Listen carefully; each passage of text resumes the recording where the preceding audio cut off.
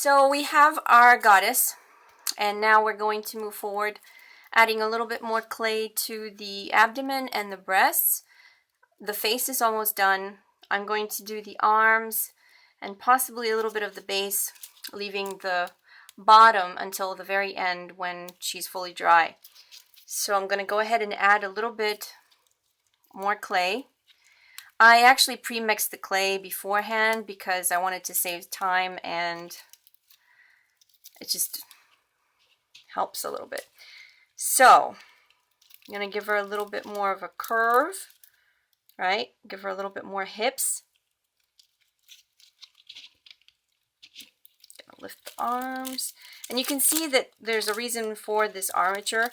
You can move it around and it gives you the possibility to change, you know, her movement, her arms, if you so wish. So I highly recommend using an armature. I mean, you don't have to use the aluminum foil. The only reason I use it is just so the clay would kind of stick better to the wire. Some people use, like I mentioned, I believe before, they will use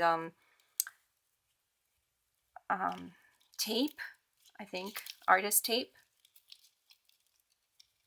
But if you're using artist tape, if you're using a different clay than this one, if you're using a baking clay, the artist tape will actually melt in the oven. So it would work for self-hardening clay, but I would not recommend it for a baking clay. So now I'm going to add a little bit more to her breasts. And I'm wetting my fingers as I'm working, just so the clay will not stick to my hands. Okay, so I've gone ahead and added more mass to the breast. Now I'm going to start finish it up.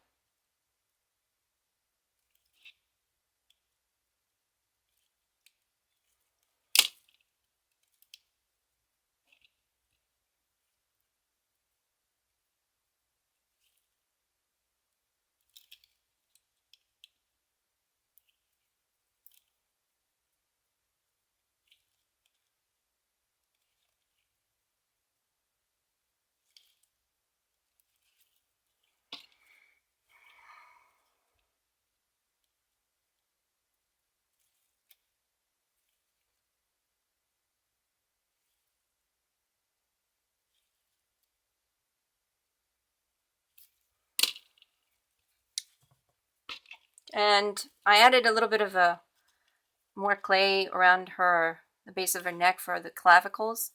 And now I'm going to go ahead and move towards the arms. If you don't have any experience with sculpting the body, male or female, I highly suggest an anatomy book that will give you a little bit of an idea where the muscles go, so you can get the basic shapes of the muscles, because that will help you in making your statue look as real as possible. So I'm moving towards the arms.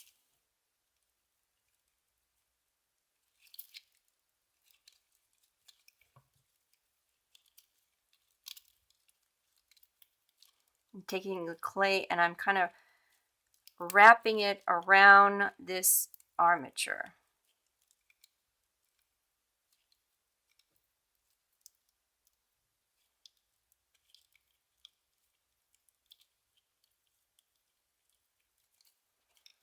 Now, the way I'm holding it, I'm going to make sure that her hips are even. So I'm going to flip her around because I want to make sure that I'm seeing her from a different angle, where my eyes are fresh and I'm not going to kind of have her deformed. Now her arms will be over her lap, so she will have her arms close to the sides of her body. That's why I'm adding the clay first this way, and then I'm going to press it. You know, I'm going to press the arms to the side once I got the clay in.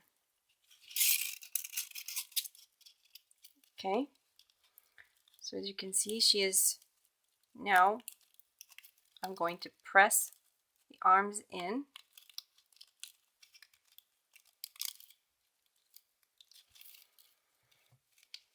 Use some water to smooth out.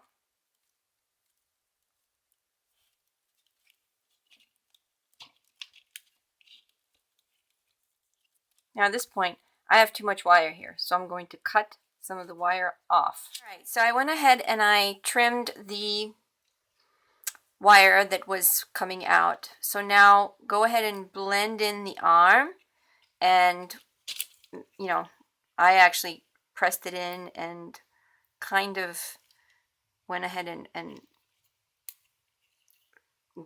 stuck her arm to the sides, right? And do the same thing with the other arm. Make sure that you blend, and even if you don't have enough, say, muscle on her, or you feel like her arms are a little skinny, you can always add more clay after it is hardened. You don't want to work it to the point where, because right now it's soft, so the more you're going to press, the more it's going to deform. So when you feel like you're in a good spot, go ahead and you know, glue the arms and kind of blend in with some water, and make sure that it's nice and smooth. And you can add her belly button, and we could define and add. Now we can start adding a little bit of base to her. Now remember, I said that she will be having roots. So at this point, I'm going to go ahead and add a little more base to her.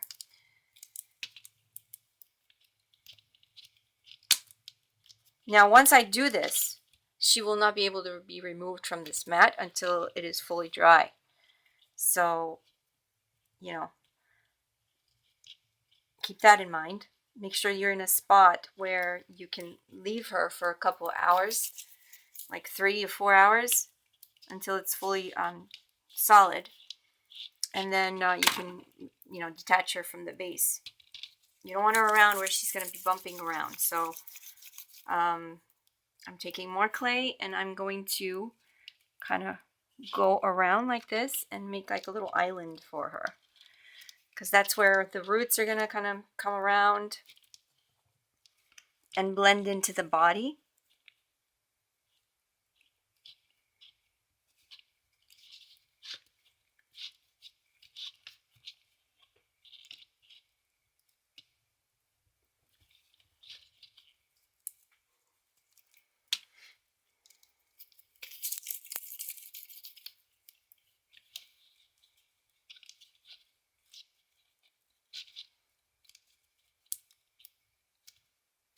As you can see, this is a whole process of waiting and adding, planning.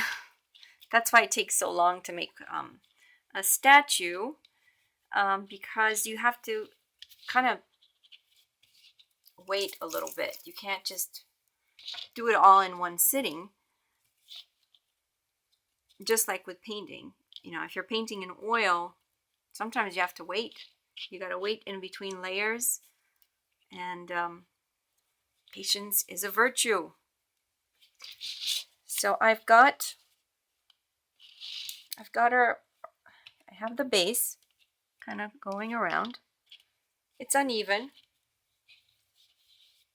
but I'm okay with that. I just want to make sure that she's standing straight.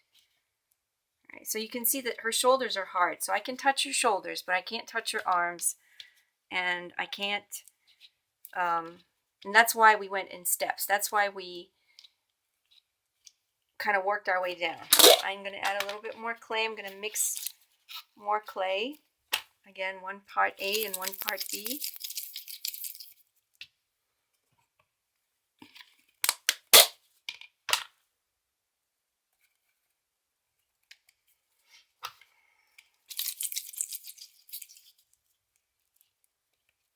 It's a little too much of one.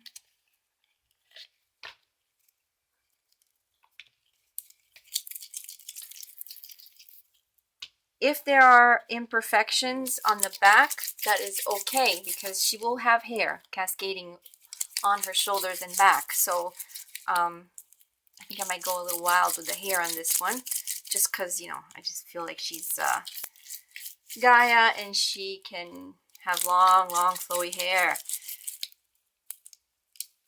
So I added a little bit more clay. I'm mixing it well.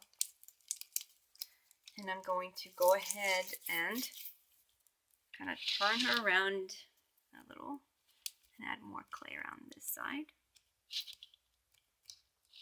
Again, I'm keeping my finger wet with water so that it's smooth, and that way if it's smooth when you go ahead and paint this, if you want to paint it,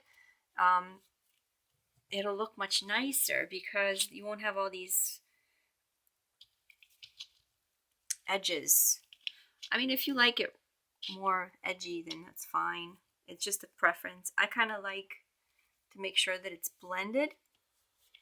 So now I can't really remove her from this mat, but I can remove this a little bit and show you that she is kind of sitting there, right?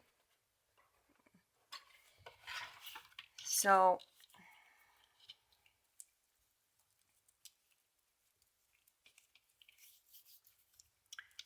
and I'm gonna put some in front of her. Once this is hardened, I'm going to make sure that her thighs are good and add any more to her legs, because right now she's kind of, her thighs are very skinny. So we're gonna make her a little, give her a little bit more form. Okay, so now I'm gonna make sure she's a little tilted this way. Okay. And I'm going to cut around a little bit with my X-Acto knife so that there is kind of a nice contour going on.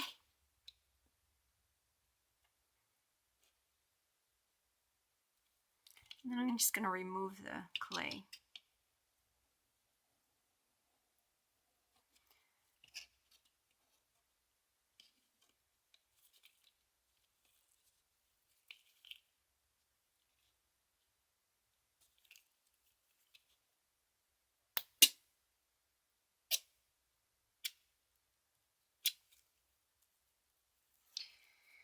Now, I was not planning on doing any hair today,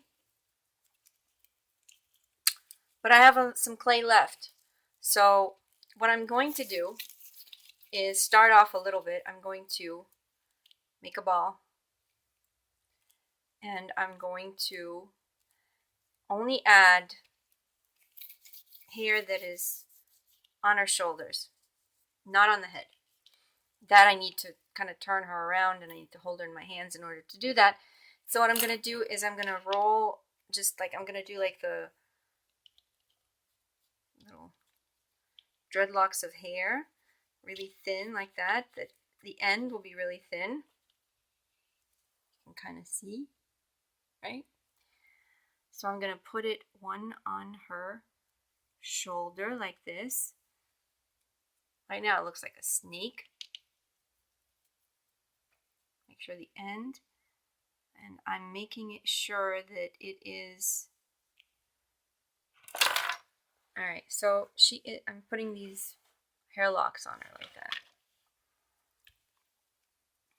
Only because I have clay at this point, so, and then I'm going to take my little tool right here and start kind of twirling the hair around, making little curls and waves,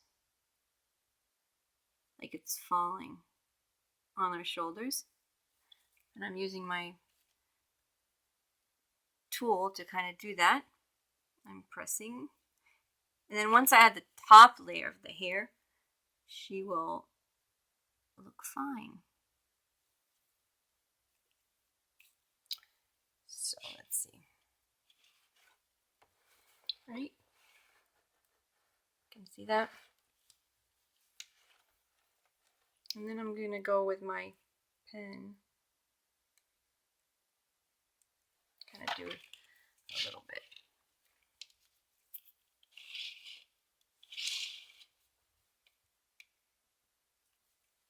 There.